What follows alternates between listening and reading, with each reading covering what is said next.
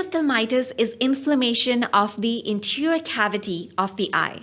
Endophthalmitis can develop after an ocular operation following trauma due to the presence of a foreign body or as a complication of the systemic infection.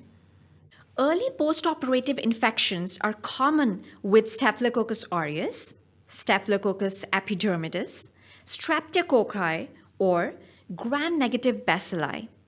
Late postoperative infections are with streptococci or either by the H. influenzae. Post-traumatic infections are usually caused by Streptococcus epidermidis, Bacillus, and Streptococci. Endogenous infections secondary to bacteremia or fungemia are most often with Candida, Streptococci, and enteric gram-negative bacilli. Rarely, endophthalmitis is caused by a nematode, Toxocara canis.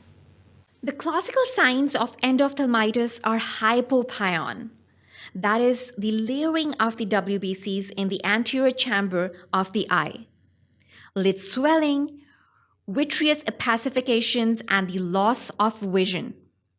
Pain is a common presenting symptom but may be absent.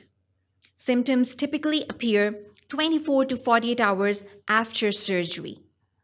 The diagnosis is made by the vitreous aspiration or vitrectomy specimens. Bacterial endophthalmitis is managed by systemic antibiotics or intravitreal injections.